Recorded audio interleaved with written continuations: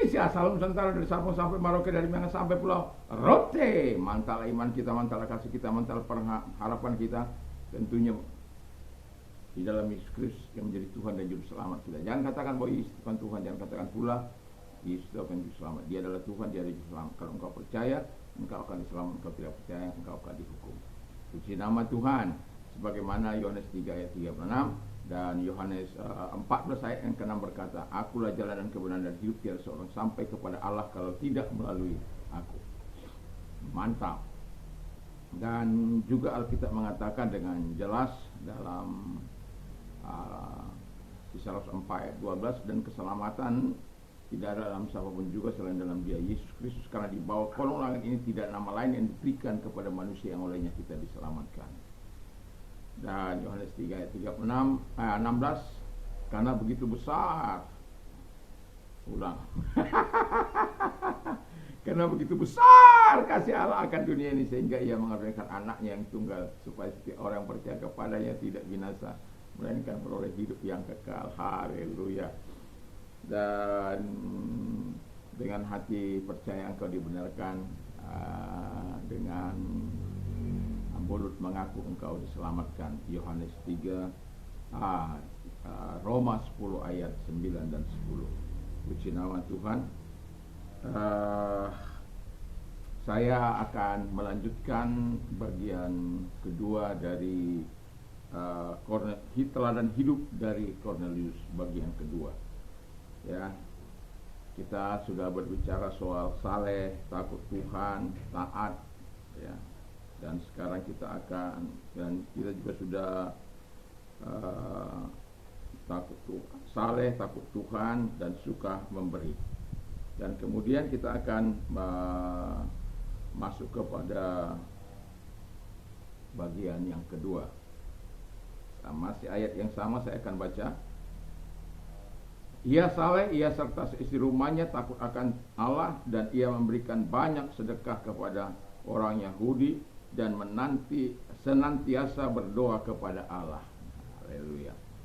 Sebelumnya kita berdoa. Terima kasih Tuhan, biarkan kami Engkau berkati melalui firman Allah, dan kekuatan dari Tuhan bersama dengan kami, dan juga Tuhan Bapa di surga, kiranya Engkau memberikan penerangan lebih lanjut kepada kami, dan kiranya kekuatan Tuhan, kekuatan Roh Kudus menyertai setiap kami di malam hari ini. Di dalam nama Yesus kami berdoa dan haleluya, amin. Saya sudah berbicara soal saleh, tentang Cornelius, dan juga takut Tuhan dan suka memberi di bagian yang pertama di pagi tadi. Dan sore ini atau malam ini kita akan mendengar tentang yang kedua, yaitu bagian terakhir dari pembacaan ayat 2, yaitu Cornelius senantiasa berdoa kepada Allah. Firman Allah katakan memang 1 Tesalonika 5 ayat 17, berdoalah senantiasa.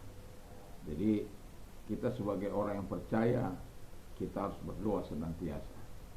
Dan kita belajar dari Cornelius yang senantiasa berdoa kepada Tuhan. Dan doa daripada Paulus, doa dari Cornelius, kita lihat sejenak di ayat yang ke-4, ya. Semua doamu dan sedekahmu telah naik ke hadirat Allah, dan Allah mengingat engkau. Ini sesuatu yang sangat luar biasa, karena semua doamu, ini sesuatu yang sangat menarik. Jadi kesetiaan dia berdoa yang senantiasa itu membuat Allah sangat jatuh cinta kepada dia. Dan Allah memperhatikan, dan Allah menjawab setiap doa-doa yang disampaikan, termasuk di mana dia sedang berdoa untuk keselamatannya, untuk keluarganya, karena dia bukan orang Yahudi, dia adalah orang di luar bangsa Yahudi. Dia hanya mau percaya kepada Allah di dalam Kristus Yesus, tetapi belum ada peluang untuk itu. Apakah ia diterima atau tidak? Tapi dia berdoa senantiasa, dia sampaikan segala keinginannya, kerinduannya hanya kepada Allah di dalam Yesus Kristus. Dan Allah sangat mencintai doanya dan menaruh kesungguhan sampai Allah itu mengirimkan malaikatnya untuk melakukan kunjungan ke rumahnya dan mengatakan sekaligus pujian. Wah, itu sesuatu yang sangat luar biasa. Kadangkala kita mungkin kecewa saking sudah lamanya berdoa nggak dijawab-jawab oleh Tuhan. Tak ada juga seperti yang tak ada jawaban seperti yang dilakukan Tuhan kepada Cornelius, ya.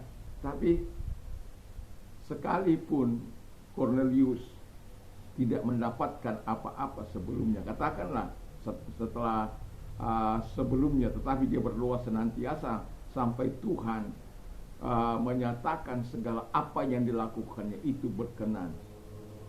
Karena apa? Dia hidup saleh, dia takut Tuhan, dia suka memberi dan senantiasa berdoa kepada Allah. Kita masih ingat ada seorang yang suka berdoa.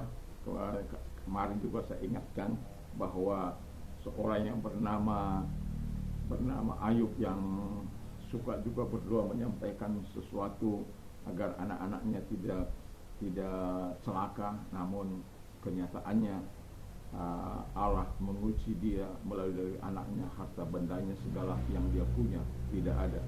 Bayangkan dia punya anak 10, dia 7 laki-laki, 3 perempuan, dan 7 ekor unta, dan 7.000 ekor kambing domba, 3.000 ekor unta, 500 pasang lembu, 500 ekor keledai betina, dan banyak budak-budak, karena waktu itu memang pada masa seperti itu. Nah, tetapi tragedi terjadi. Walaupun dia suka berdoa, tetapi kita pada akhirnya menemukan pada hal yang sangat indah. Tuhan menambah kepada setelah dia melewati proses pengujian yang begitu luar biasa, tapi akhirnya Allah menambah kepada dia 2 kali lipat. Anak tidak memang tapi Allah memberkatinya begitu luar biasa. Yang mau saya katakan kepada kita adalah Ayub itu adalah orang yang hidup saleh, jujur, takut Tuhan, dan menjauhi yang jahat. Di sini poin yang keempat dari Cornelius ialah ia senantiasa berdoa. Saya tidak tahu seberapa lama, seberapa jauh kita berdoa kepada Tuhan, tapi saya mau katakan, hancurkan hatimu di hadapan Tuhan. Berserulah kepada Tuhan dengan berdoa, dengan berpuasa, dengan menangis di hadapan Tuhan. Yakin dan percayalah, karena setiap doamu akan sampai kepada Allah. Dan kita yakini seperti Cornelius yang tadinya bukan orang yang dihisapkan kepada orang Yahudi, tetapi karena kesungguhannya kepada Tuhan, dia dihisapkan kepada orang Yahudi. Artinya dia diterima sebagai orang yang betul-betul melakukan kehendak Allah di dalam hidupnya. Yang keempat, kata firman Allah,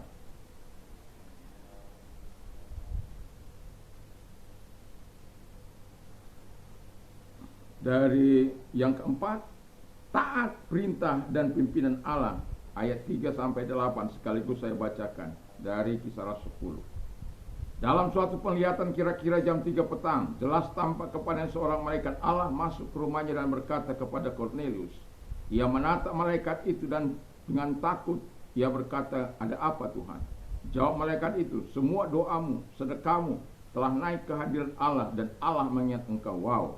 Dan sekarang suruhlah beberapa orang ke Yope menjemput seorang yang bernama Simon yang disebut Petrus. Ia menumpang di rumah seorang penyamak kulit yang bernama Simon yang tinggal di tepi laut. Setelah malaikat berbicara kepadanya, ia meninggalkan dia. Dipanggilnya dua orang hambanya beserta seorang prajurit yang saleh dan orang yang selalu bersama-sama dengan dia. Dan sesudah ia menjelaskan segala sesuatu kepada mereka, ia menyuruh mereka ke Yope. Haleluya. Jadi apa yang diperintahkan oleh Tuhan dia taati. Dan dia betul-betul taat akan pimpinan Tuhan ini. Dia jadi yang kelima ini taat pada perintah dan taat pada pimpinan Allah. Di mana ketika Tuhan mengatakan kepada dia untuk menjemput Simon Petrus, dia lakukan. Disuruh mengirim beberapa orang, dia lakukan. Luar biasa. Jadi dia tidak sembarangan mengirim orang, juga dia tidak sembarang. Orang-orang yang saleh, yang senantiasa bersama-sama dengan dia. Waduh, sesuatu yang sangat luar biasa. Kita kadang-kala disuruh oleh Tuhan untuk memberitakan Injil, sulitnya.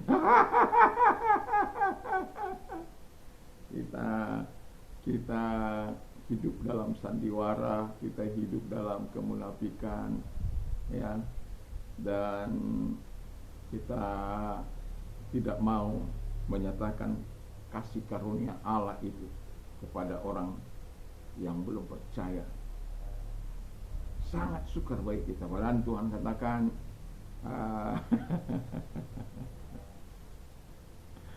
pergilah dan jadikanlah semua bangsa murid dan baptislah mereka dalam nama Bapa, Anak dan Roh Kudus. Dan Alkitab juga mengatakan, dan ajarlah mereka melakukan seperti apa yang kuperintahkan kepadamu. Ketahuilah aku menyertai engkau sampai kepada kesudahan zaman. Tapi ini si Cornelius pergi dan dia menyuruh sebagaimana yang disuruhkan malaikat Tuhan itu kepada dia, taat pada pimpinan Tuhan dan taat pada perintah Tuhan. Dan yang terakhir kata firman Allah, merindukan janji firman Tuhan. Saya membacakan 32-34 dari 10, Kisah 10 ayat 32-34. Demikian bunyi firman Allah.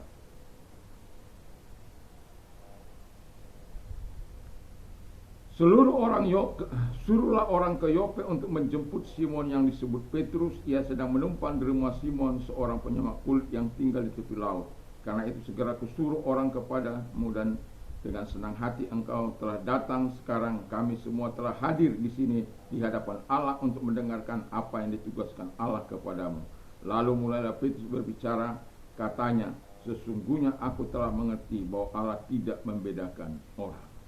Kalau kita baca sampai seterusnya, kita akan menemukan bahwa Petrus melakukan tugasnya dengan baik. Petrus melakukan pemberitaan firman Allah itu atas permintaan Tuhan juga kepada dia untuk mengikuti apa yang diinginkan oleh Tuhan untuk bertemu kepada Cornelius, keluarga dan keluarganya. Dan semua itu adalah untuk menggenapi janji Tuhan, di mana si Cornelius ini adalah orang yang merindukan janji firman Tuhan. Dan ketika dia bercerita bagaimana Tuhan melakukan hal di mana Tuhan mau menyuruh hamba-hambanya untuk pergi, menyuruh dia untuk menyuruh beberapa orang pergi ke Yope, dan dia lakukan. Dan Anda bisa nanti baca sampai seterusnya, maka Anda akan melihat betapa Allah menolong mereka mengerjakan sesuatu yang baik di dalam hidup mereka. Allah menggenapi janjinya kepada orang yang merindukan janjinya. Jadi jelas bahwa Cornelius sangat diperhatikan. Karena apa? Di dalam yang kedua ini juga saya mau katakan, temanya masih sama, teladan hidup dari Cornelius bagian kedua, di mana kita tahu Dia adalah orang yang suka atau senantiasa berdoa, taat pada perintah dan pimpinan Allah, dan kemudian merindukan janji firman Tuhan. Doa dan harapan saya kita juga akan meniru apa yang dilakukan oleh Cornelius. Kita belajar untuk mengerjakan hal-hal yang diperintahkan sesuai dengan sesuai dengan perintah itu. Dan puji Tuhan, doa dan harapan saya kita dapat menjadi teladan di dalam hidup kita dimanapun kita ada, sebagaimana Cornelius. Walaupun dia belum dihisapkan kepada orang Israel, tapi dia betul-betul dengan kesungguhan hatinya berteriak kepada Allah, sampai Allah menaruh atensinya kepada dia, sampai Allah menaruh perhatian yang serius kepada dia, sampai Allah mengutus dan melakukan yang terbaik. Karena apa? Bahwa Cornelius meminta untuk Tuhan menyelamatkan dia, dan Tuhan pun melakukan kepada dia. Jadi kita sebagai orang percaya, kita hidup untuk melakukan kehendak Allah. Dan bagi orang-orang yang di luar sana yang belum dihisapkan kepada Tuhan Yesus, kalau engkau percaya kepada Yesus tapi kamu tidak tahu bagaimana jalan yang dilakukan, lakukanlah seperti yang dilakukan oleh